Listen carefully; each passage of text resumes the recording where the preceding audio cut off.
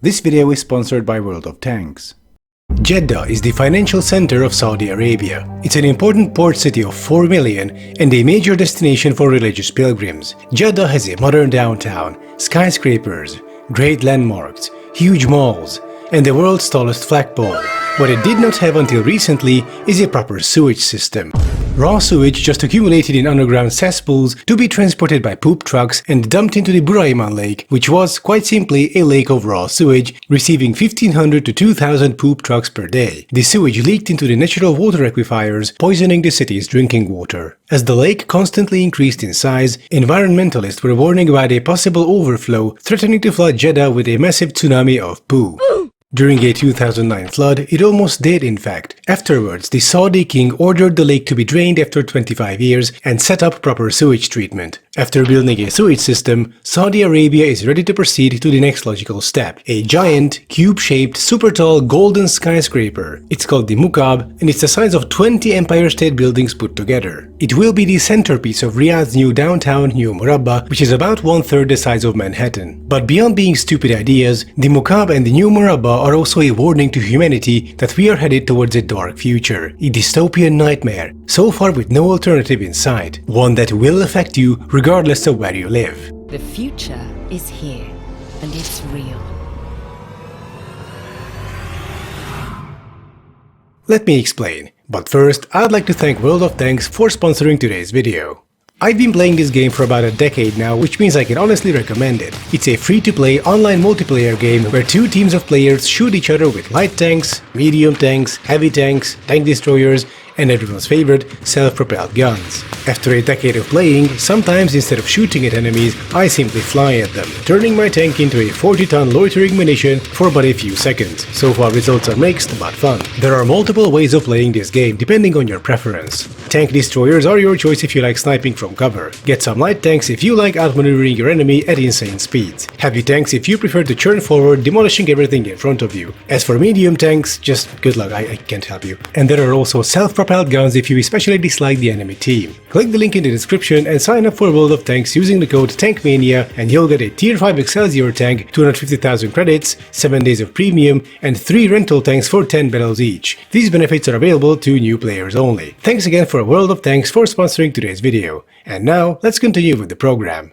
So after successfully completing step 1 of building a sewage system, Saudi Arabia moves on to step 2, the Mukaab and the New Murabba downtown, which together will include 104,000 residential units, 9,000 hotel rooms, 1 million square meters of retail space, 1.4 million square meters of office space, 1.8 million square meters of community space, and there should also be a technical university, theater, opera, museum, cinema, gallery, concert hall, all in all 80 entertainment venues, hopefully a sewage treatment plant as well. And in the middle of all this stands the Mukaab, a building of truly monstrous proportions, 400 meters wide, tall and long, sporting 121 floors and 2 million square meters of floor space. But the true insanity starts in its very center, which we'll get to soon, don't worry. Around the Mukaab, the New Murabba downtown will be fully walkable, designed around the 15-minute city principle. And I hope you appreciate that, because that's the only good idea about this cluster.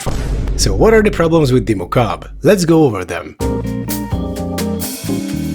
Let's start with a simple question. Why do we build residential, office and commercial buildings? Well, to create floor space so we can house people, stores, offices and so on. Sure, but sometimes we like to make buildings look nice even at the cost of floor space. So for example, Soviet apartment blocks are purely practical, plain blocks whose sole purpose is to house people. And they're pretty good at that. In contrast, the Alud towers in Paris have these cool, rounded shapes, meaning they have less floor space than the theoretical maximum, but who cares? They look cool. Aesthetics can be at the expense of functionality if done well. The Mukaab takes this concept, jacks it up to 15 and drenches it in liquid gold from a furnace fired by dollar bills. If we take a look at the renders, the only parts with actual floor space will be these relatively small corner sections. It seems like the whole purpose of this giant golden cube is to house the thing in the center, which don't worry, we're almost there. According to plans, I mean PR materials, the Mukaab is supposed to have 2 million square meters of floor space. While it sounds impressive, for a building the size of 20 Empire Empire State Buildings, it's a ridiculously small amount. One Empire State Building has about 250,000 square meters of floor space, so by this logic the Mukaab should have at least 5 million. But let's not stop there. Let me reintroduce an old friend, the Village House, the biggest Soviet apartment building in Hungary. Its name comes from the fact that it houses as many people as a larger Hungarian village, more than 3,000 people, in 884 units on 10 residential stories. Let's overlay the Village House onto the Mukaab's future location. The Village House is 350 meters long, so let's add an extra third to reach the Mukaab's 400 meters. Like this, we can overlay 12 village houses on the Mukaab's footprint with ample space between them for parks and amenities. Now then, the Village House plus a third has a floor space of 58,000 square meters per building. This nets us 696,000 square meters of floor space from the 12 buildings. At 10 floors, we already have a third of what the Mukaab has with 121 floors. And if we extend each of our 12 10-story village houses upward to reach the Mukaab's height of 121 floors, we end up with 8.3 million square meters of floor space, more than 4 times of what the Mukaab has, and we even have a bunch of space between the buildings. And if we cover the entire mass of the Mukaab purely with village houses, we get a whopping 16.6 million square meters of floor space, which I would say is about the theoretical maximum. Now obviously this wouldn't be a good idea, let's not build another walled city of Kowloon. I just wanted to illustrate how far the Mukaab is from being even marginally space efficient. It only uses around 12% of the theoretical floor space it could have. And if you're using that little, why even bother with a gargantuan golden desert cube to begin with? That's because on the inside, they need space for it.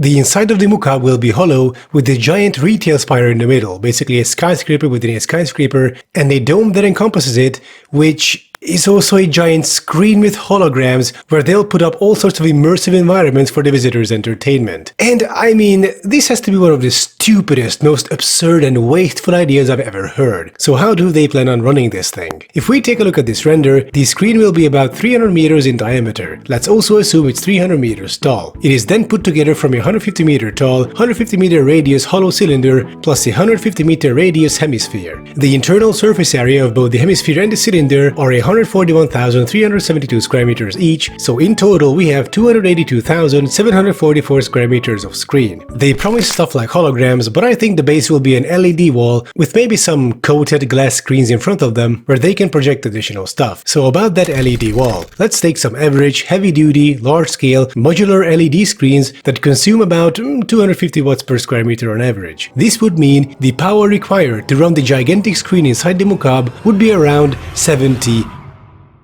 megawatts. And this thing would be running around the clock 7 days a week. So the daily average consumption of the screen would be 1.68 gigawatt hours. Which means the power to run this thing is equivalent to the consumption of about 58,000 US households, the size of a small US city. So the Mukaab would pretty much need its own power plant to function. A+ for sustainability. But this project is also part of a larger, overarching problem which should worry you a lot. Namely, I consider these increasingly numerous megalomaniac luxury projects to be a warning for us all. Have you noticed that all these projects are pushed either by dictators or by billionaires who think they know what's best for you? It's not a coincidence. Telosa, the new administrative capital, Neom, Elon Musk's Mars colony, Dubai, and now the Mukaab. If you look closer, all these are designed to provide a luxurious, isolated safe haven for the ruling class. And they will be absolutely full of surveillance technology too, advertised under smart city features. This is a true Orwellian nightmare coming right at us. These projects are the real-life Hunger Games or Elysium. The cream of society gets to live in the city of the future, entertained by giant dome screens and holograms. Meanwhile, the rest of us are out in the decaying remnants of our communities, trying to cobble together a fraction of the living standards that were default just a few decades ago. To paraphrase Slavoj Žižek, the world's most dangerous philosopher, rage and discontent are exploding everywhere, and the old establishment has no idea what to do. They are so-called Fukuyamaists, meaning they believe that current neoliberal capitalism is the end of history, the ultimate system, and there is nothing else we can do but to try and improve it here and there. Meanwhile, it is increasingly obvious that neoliberal capitalism is reaching its limits, morphing into a system that only benefits the top 10%, leaving the bottom 90% to fend for themselves. The way money is spread, it's kept among the ruling family. It's not spread to the people. Only what's left, the crumbs, are spread to the people. So there's great inequality between the classes. This is the future coming right at us. We see it happen right in front of our eyes, and we don't know how else to proceed. For now, we have no viable alternatives. As Slavoj Žižek puts it, the Soviet state is gone, the Western welfare state is dying, and localized, direct democracy would be unable to tackle problems that require a global response. So, what do we do? This is the part of the video where I usually offer some sort of solution to the presented problems, but here I cannot give you a definite answer. Actually, for the Mukaab I can, just don't fucking build it. Have the nice, walkable 15-minute city area. That's great, but the Mukaab is completely pointless, just a giant golden cube entry into the global dictator's dick measuring contest. Focus your energies on a sewage treatment plant instead. As for what's the alternative to current late-stage neoliberal capitalism, well, I don't have the answer, but I can give you some pointers, maybe. So let's put our collective brainpower to use and see if we can come up with some ideas based on these pointers. First off, we need to tackle the cost of living crisis. This could be done by bringing public services back into public ownership. If corporations are involved in a public service, they will want to make profit, which the consumer pays ultimately, leading to rising prices. Austria brought its energy system under public control, and they pretty much avoided the cost of living crisis. So this is a good start, but the system also needs to limit the hoarding of wealth at the top. The current system lets corporations grow indefinitely until they are more rich and powerful than entire countries. So what if we limited the size of corporations somehow? We might also want to ban billionaires altogether. In terms of quality of life, there is no difference between being a billionaire or a mere millionaire. You can afford anything you want anyway. So how about a 100% tax on anything that would put your wealth above, say, $500 million?